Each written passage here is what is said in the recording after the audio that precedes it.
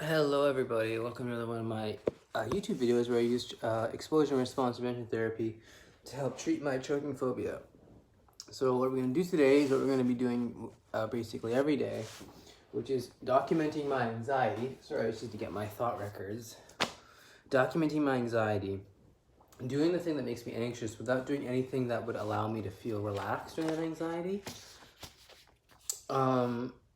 While also simultaneously being relaxed, if that makes sense. Then what you want to do is rate your anxiety afterwards. So first you rate it before, do the anxious situation, then rate it afterwards. You'll find most of the times it'll come down, your body will, I don't know what the words they use, but the point is the numbers have come down. I've observed it firsthand, I've witnessed it, the numbers coming down. So that's basically what these videos are about. And afterwards I'll talk about the thoughts and images that I experienced during my exposure. So my choking phobia, right, this is what I have, the choking phobia. In terms of anxiety before, by the way, we have YouTube playing. I don't know exactly what's playing. I think it's a Pennywise review or something. You know how they're trying to make more money off it by talking about it more and more, you know. It's some sort of review of like Pennywise's true origins. Anyway, let's do the exposure here. So on a scale of 1 to 100, you rate your anxiety before. And so anxiety before, I'm gonna go with 10. So write 10 down, then I do my exposure here.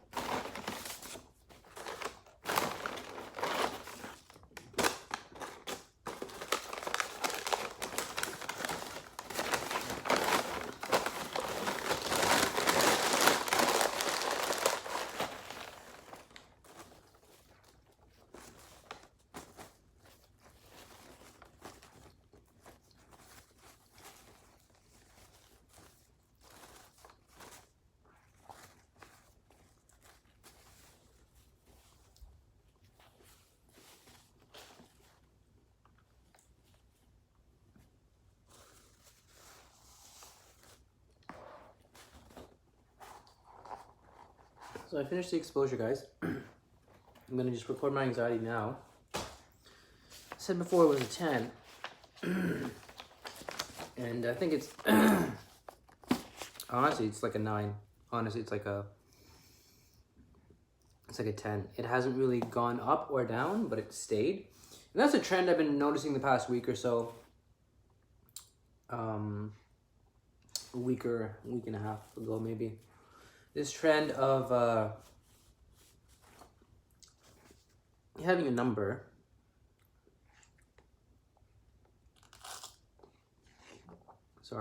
onion rings still in there, and you stay with that number, and it doesn't really go up or down. It just kind of stays, whether the number is 20 or 15 or 10 or 5 or 0. It stays. What I notice is with the higher upper numbers, when you get above 20, you do see a decrease. I get to a point where, like, if you're at a 20, you go to a 10. If you're at 30, it would at least go to a, I want to say 20, at least 25. You know what I mean? The general trend is, though, it's going down. And it's either going to stay at a low number, or it will go from a very high number to a low number. But what you want to do is not even let it get to the high number. You want to just keep it at low numbers and manage it. You're managing right now. You're not letting it go out of control.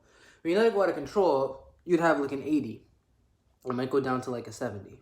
But because you're writing all the stuff down, you're seeing the results of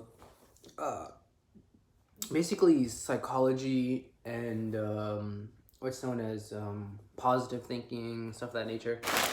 So let's talk about thoughts. Let me just go in my car. So give me a couple minutes. I'm gonna take my medication. I'm gonna go in my car. I'm gonna have a cigarette. I'm gonna set you guys up. Talk about my thoughts and oh, careful there. And be back. One moment.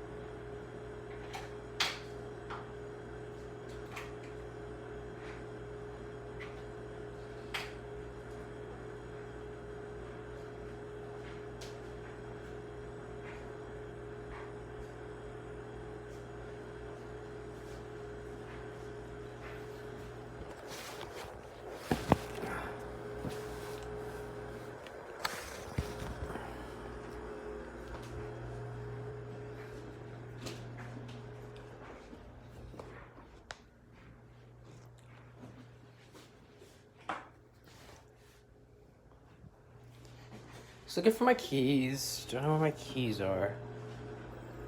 As per usual. Oh,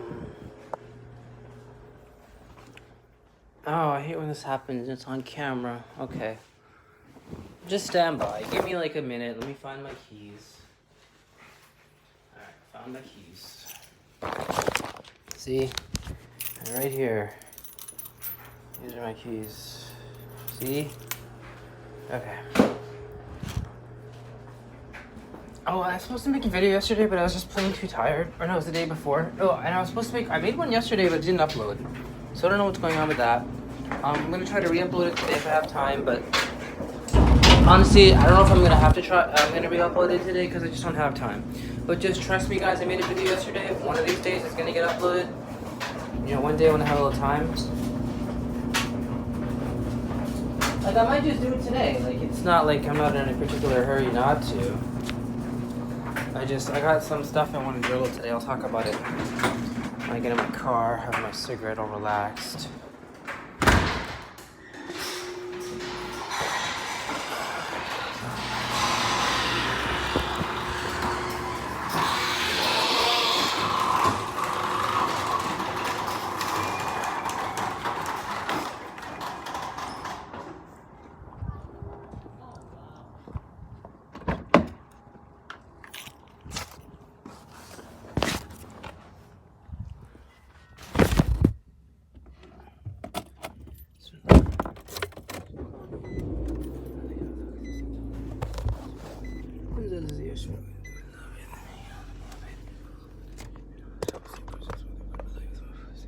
Sorry if you guys don't. Actually, I'm not apologizing. I'm just clarifying what I'm doing in my video. I was praying when I enter my car. I leave my car. I try to pray every time.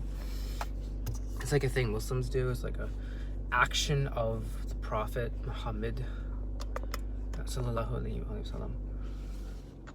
Who, you know, every time we say his name, we say sallallahu alaihi wasallam in Arabic, which means may God bless him. Or we say sallallahu alaihi wa alihi wasallam, which means may God bless him and his family, his noble family. And basically, you know, that's just, you know, it's part of my identity as being Muslim. I'm Muslim, even though I'm Muslim, period. I'm gay, but I'm also Muslim. You're not gonna, they're like two loves. How do I explain? It's like you like, God, it's like you like,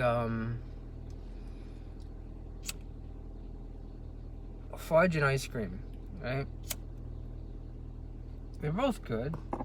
You're never gonna stop not liking fudge. You're never gonna stop not liking ice cream. And if someone said to you, we got a new flavor called fudge and ice cream, I don't know if you try it, but you'd be like, that's fascinating. At the end of the day, though, you know, fudge is fudge and ice cream is ice cream. Fudge is differently prepared than ice cream. Ice cream is melted milk with sugar. Fudge is basically cheese candy. I don't know how to explain it. Fudge is like melted butter heated with caramel. So they're different, but you gotta you know, remember, like, you can't just be like, I'm not gonna like eat this one without eating the other one. That you like both. That's kind of what I'm trying to say. You like both.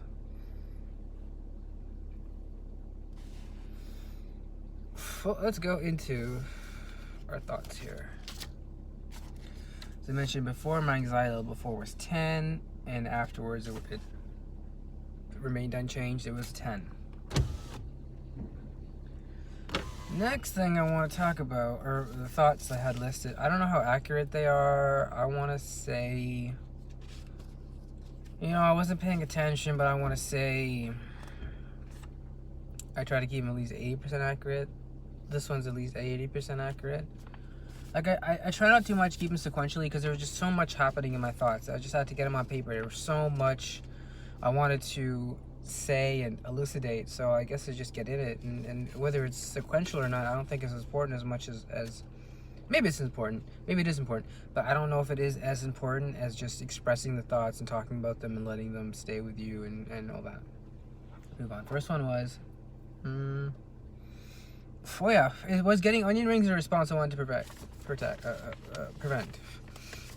You guys know a response you want to prevent is something you want to not do if you see yourself doing it while you're doing your anxiety exposure. These are common mistakes and pitfalls people have when doing their response preventions and their exposures. For example, for choking phobia, someone may pick a food that might be too hard for them. For example, they fear choking on meats, so they say, I'm gonna do this exposure with like a big turkey or something, a big chicken.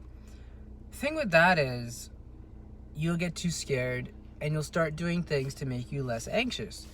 You'll maybe eat a tiny bit of the turkey, right? Put it in your mouth, chew a lot, and then eat it. And then you would get what's that word? Like disappointed or disgruntled. Like, you won't be happy with your progress after you've been eating it for about 30 minutes. You've only had like 2 bites of it or something, you know?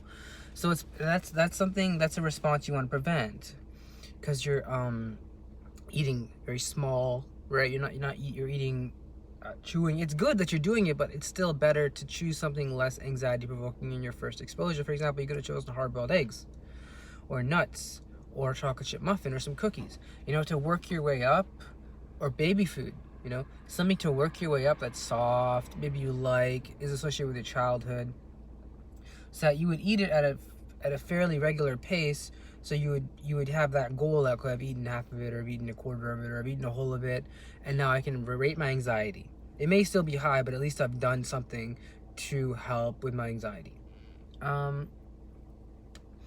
So for me, it was the whole, should I have gotten fries instead of onion rings, because I think fries are more chocoable. But then I was kind of thinking, I don't really think so, because onion rings, like, I had this conversation in my head, well, before I was ordering, like, should I get fries or onion rings? And I actually enjoyed onion rings last time I got them. I enjoyed the flavor. So I was just thinking to me, like, with the whole Islam thing, like, I do things, like, for Islam, for God, because I enjoy them. For example, if I was to say Alhamdulillah after eating, I would say not because I feel like if I don't say it, you know, God will like punish me, or I will be bad, or I'll be a bad Muslim, or I won't be doing the best I can be, or whatever thoughts or images are coming to my mind at that time. But instead I'll say I'm doing it because I really believe in Alhamdulillah, all praise to God, thank you God, expressing gratitude and thankfulness to God for the food given to me. Instead of doing it as a way to do you understand? Instead of doing it as a way to avoid harm. Let me give you another example of a response I want to prevent. For example, let's say you're eating food and you feel like you're choking. So what you do is you put on some Quran CD, or if you're another religion, you put on some sort of religious CD. For example, Christian sermon, Buddhist chants, I don't know, Buddhist sermon, Jewish lecture, whatever religion you follow, you put on something to kind of relax you and make you believe that, okay, it's okay, because other people are kind of like, you know, believe in this, and so I'll just follow along, believe what they believe, stay positive, have faith, listen to the words of God, and just pretend my anxiety doesn't exist. That is a response you want to prevent. That's a classic response you want to prevent. I'll tell you why. You won't get better. You won't deal with your underlying problems. It's like a band-aid. Like, what happens if the power runs out and then you don't have you know, your Quran or your Bible on your phone? Your phone runs out and you eat. What then? Will you starve? No. This is why you do these things. So you have it on paper, you documented it, you know exactly what you're talking about, you know what you believe rather than what you're doing, because your anxiety is telling you to do it. And also in the long run, if the power runs out and your phone is out, you can still eat, right? It's doable, it's workable. If you work the plan, you do the plan, you do the breathing exercises, your anxiety levels will come down. If you see my videos, you'll see obviously very high levels of anxiety and then went down to lower levels. Okay. So, covered that. I want to prevent, right. So the next thought was university. And then, because sometimes I think, I've talked about this before, when I've been to university, not the whole thing, but I've been 2 years. And I think when I think university, somehow I have this intuitive connection with the universe, in terms of like, there's other people in the world, especially in where I live, Canada, North America, who have been to university, right? So we have this instant connection, like, you've been to university, I've been to university, and that's what I think in my mind, like it's some story I've made up, like people in university have this unwritten, like, I know you because you suffered through the university experience, or triumphed, or whatever, right? That's something to think about. Then, just like Atlantis, just like Mama used to make image of me at my friend's house after playing hockey, about to go to A&W. Yeah. I'm not sure what just like Atlantis. It's a book I read, Stephen King, Hearts in Atlantis. Made a movie about it. Highly recommend reading the book before watching the movie. The movie didn't do justice to the book at all, let alone to the entire universe Stephen King created. I'm not going to get into it. I love Stephen King. He's like awesome. And I'll just go on with that. There was an image I remember when I was young. It's like a happy image. I just remember it was a happy image. Maybe it's one of those images I can call upon later as like a happy image. I enjoyed it. I enjoyed that time in my life when I was about 18, 19, 20. I would go play hockey with my friend at his house. He had like a big circle, so we'd play in like the circle, like a dead end type of area, like a roundabout. Not a roundabout, like a dead end circle crescent type thing. And I was goalie, so I was a sick goalie. And he was like always forward. He loved like Vincent LeCavalier and He was a big fan of people like that, Brad Richards. It was during the 2006 or 7 Cup final when Tampa Bay I think they won their first cup. Yeah, they won their first cup. Hobby Bulin was in net. He was in his prime. And those are good days. Moving on. Another thought, Mother's Milk and Lebin Hollis, I'm channeling. Right, I'm not sure where these thoughts are coming from, but I want to write them down because I feel like they're important. Maybe I can look at them later. Right? I'm channeling. Odd one, Mother's Milk. I don't know. Lebin Hollis means milk and honey in Arabic. Something you heard Hamza Yusuf say. Next thought, song. I think I'll go to Boston. A song by Augustana. You don't have the songs that stuck in your head. Next thought or image. I don't want to learn how to channel, right? And then person X has a big butt, and I said person X because I didn't want to obviously say the person. And the next thing is remembering delivering when I used to work a lot. Just remembering when I used to work like full time doing skip, and I would just work all the time. Next thought is eat more, eat less, give lots to charity, or bad, right? Doesn't really make sense, but there's that. Obama saying Sasha and Malia, I think it has to do with just like me liking hearing him saying, just him the way he says anything, and especially when he talks about like his family, like, and Sasha and Malia, it's almost like every word is coming from his soul, and then his like throat is like checking it to make sure he's not saying anything stupid, and simultaneously with his mind, and it comes out his mouth. It's so amazing how he talks. If you watch his speeches, they're so great. He's a great orator, and I just like listening to him. I would have voted for him if I was in America. Next thought. Jesus, and Islam, what the hell is wrong with you debating not working at Gino's? So I got my job back at Gino's Pizza, but I don't want to work there because I work at Skip the Dishes and DoorDash. So I basically am going to call them around 3 and just tell them, look, guys, I appreciate the offer you're giving me. I've done some calculations, though, in terms of working for Skip the Dishes, and I think I'm actually making more money working for Skip the Dishes than I am for Gino's.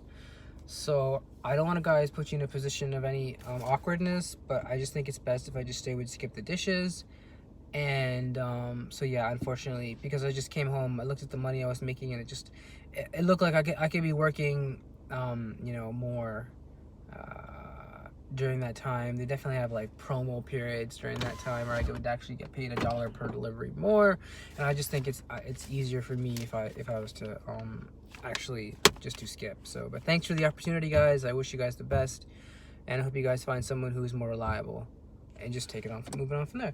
That's what I basically want to say to them, because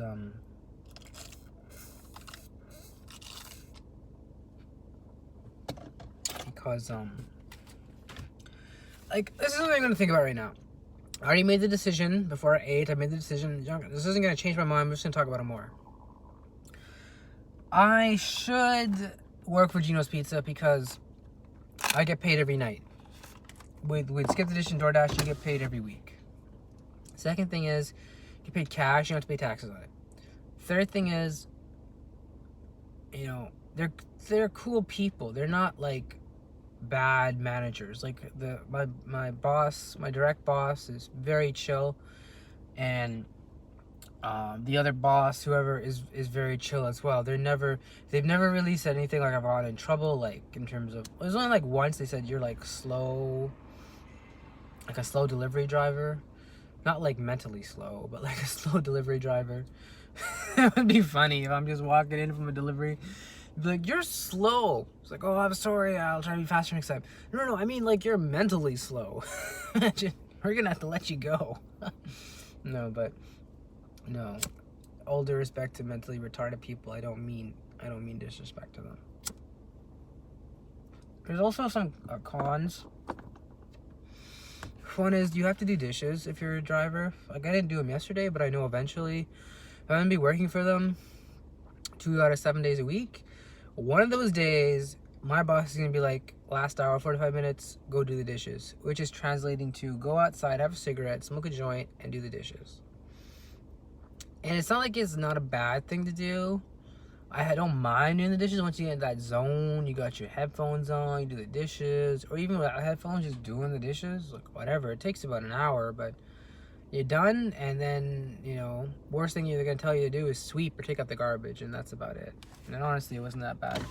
I remember they had me one time get like Windex and Windex the entire fucking window, their whole window thing. And I did that once, and I was like, I don't think I'm ever gonna do that again, because that was like, you had to get on chairs, and there was customers everywhere. You know, it's not like I don't like people.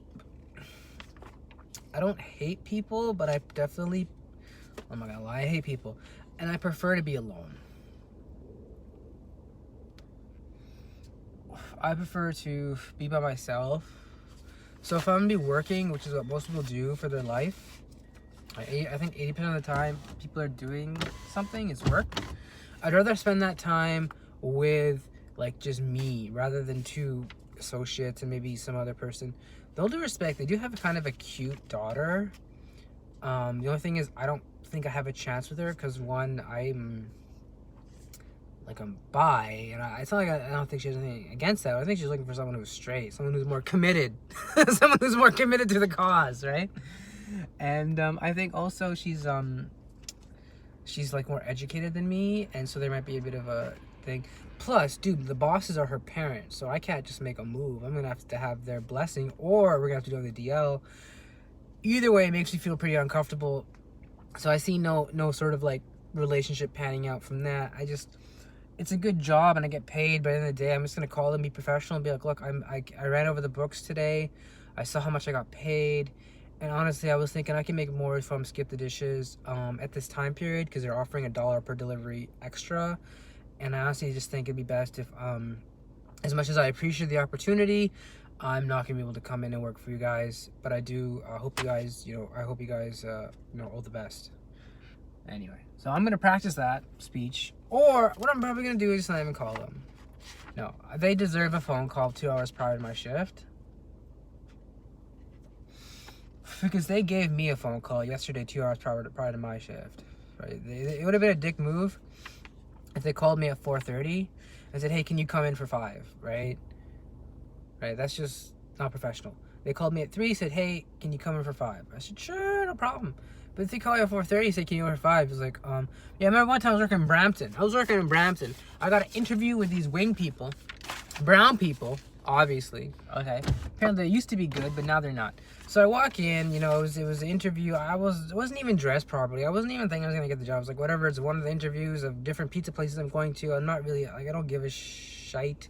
I get the job. I'm still on disability. I don't care. I'm half high. Walk in, didn't even, I think, brush my teeth or comb my hair. And I'm like, hi, I'm here for a job interview for blah, blah.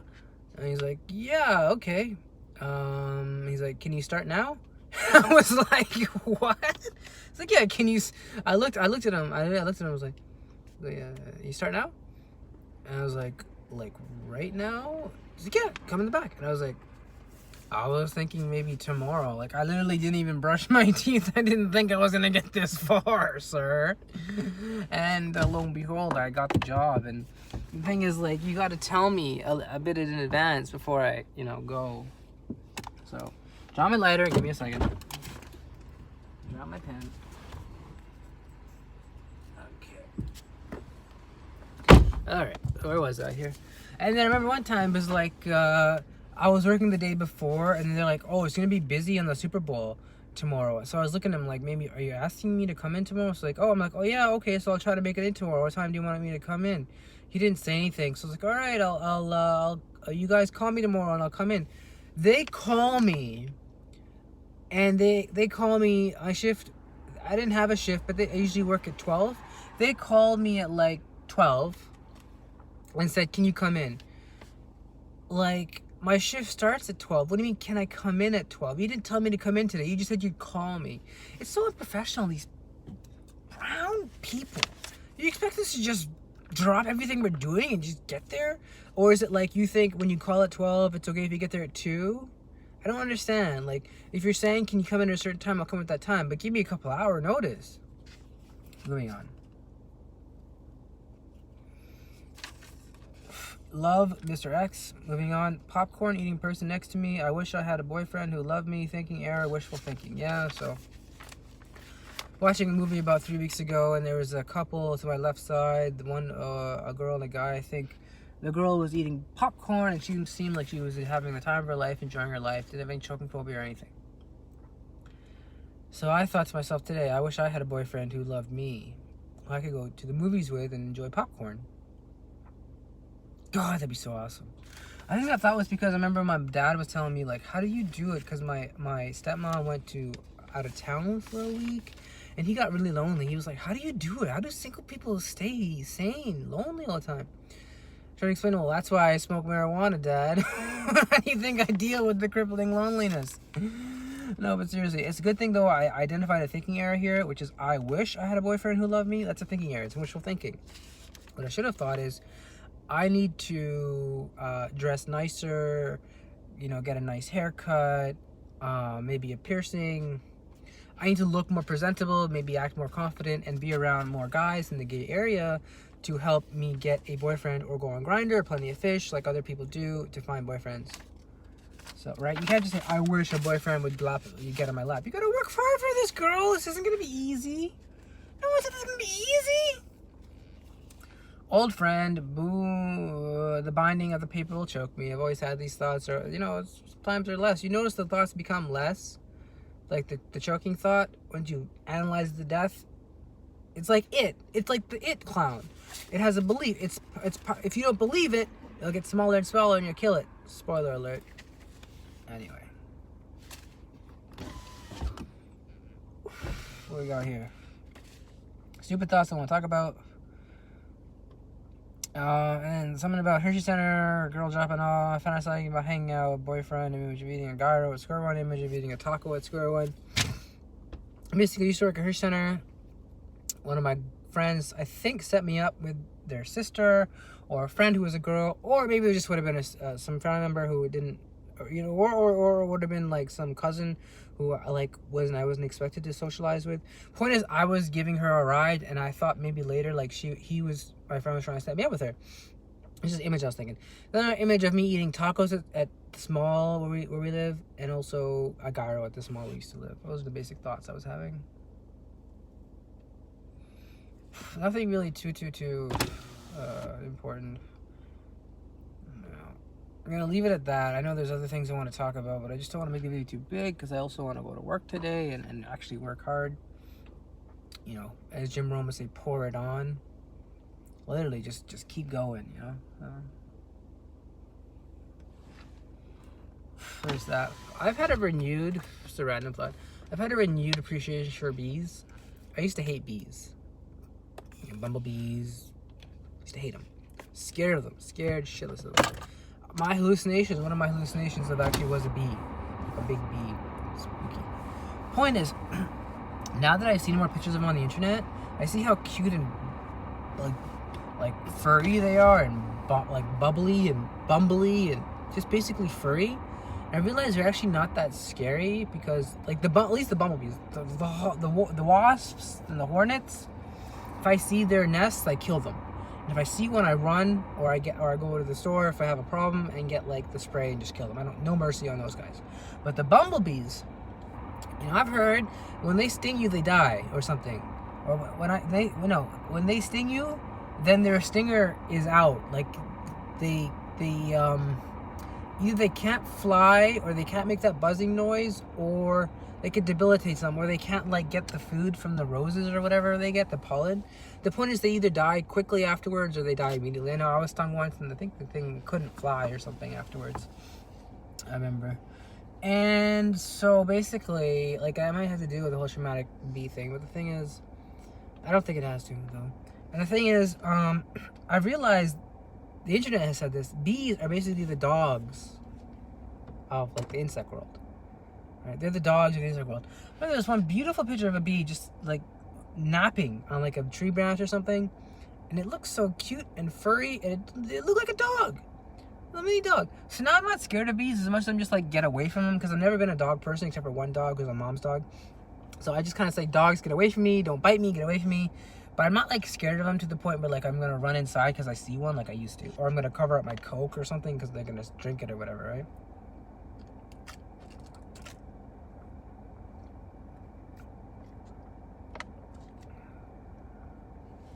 Why the hell does A&W have wooden straws? I don't understand. Like, everyone else has like plastic straws, and you guys got wooden ones? Are you guys trying to be like different or something? Or I think they're trying to be sustainable in the environment. I get it, but then like it's really hard to like, because when I got my drink, there was like a plastic lid, and there was like a very small hole, like a pin-sized hole, and then they gave me a plastic straw. So am I supposed to smash this plastic straw like a judo warrior monk into the tiny, tiny hole and hope it hits it? Not with my choking phobia. You know, so I just took the lid off, and I was just like, this is so stupid, guys. But then I guess if it's for the environment, I think it's good, right? If it's for the environment. All right, friendly reminder, guys, if you haven't voted yet, vote. Voting stations are open in Canada. We have a provincial election next week, I believe. I think it's next Monday. Don't quote me on it, just Google it, or just, you know, you should have gotten your voter registration thing in the mail yet if you haven't gotten it yet. Definitely contact Elections Canada, yada, yada, yada. If you don't want to vote, don't vote. But, you know, I don't care who you vote for, but you got to vote. Considering, you know, voter apathy levels are very high in this country, and as well as with many developing countries. And that's something, you know, people in, like, Africa would kill to have a free and democratic system like we do. All right? So we should not care who our leaders are. We really should. And if you think your vote doesn't count, remember, you know, look at last election in America. It was won by 30,000 votes over 3 states. You're telling me that means it didn't count? 30,000 votes over 3 states. That's nothing in a country of 300 million. That's less than 1% of the vote. So, come on, guys. And I know you may not like who I endorsed, which is Trudeau. That's fine. Vote for who you want to vote for. That's your right in this democratic country. I'm obviously going to support Trudeau because I like his policies. He's a liberal. I like his father. He's going to lower cell phone bills. He's going to help the economy. Anybody but the conservatives, NDPs don't have a prayer. And he also legalized cannabis. So, you know, that's freaking awesome. You know? He actually got something done.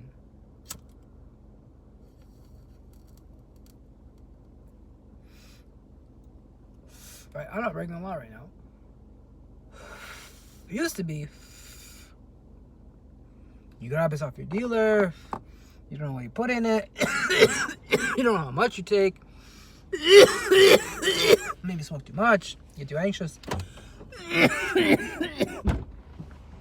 Nowadays, Trudeau, let the corporations be like, all right, you want to make money on weed? Go ahead. We're going to tax the hell out of it. You get your cut, everybody gets their cut, everyone's happy, everyone's high. And they regulated it. They said how much you're going to put in it, just like with alcohol. 40% alcohol by volume, or 20%, or 5%, or 8%, whatever. It's the same thing. I literally consider this like having a joint, like having a shot of vodka. Like, I would say 5 hits off the joint is 1 shot of vodka, and it's like that. 10 is 2, 15 is 3. After that, you gotta relax for a bit, because there's no point in smoking once you're high, in my opinion, to get higher. Like, isn't that what you want to do? You want to get high. So when you continue smoking, you're doing something when the goal is already achieved, right? It's like winning the Stanley Cup, and then you want to win, like, you know, what, right? But you still want to win. It doesn't make sense. Stop. You're on vacation now. Go have your Stanley Cup parade. Go Oilers. All right.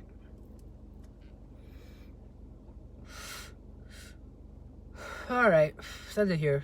I think I had a good thought record, a good exposure. Remember, guys, stay with it.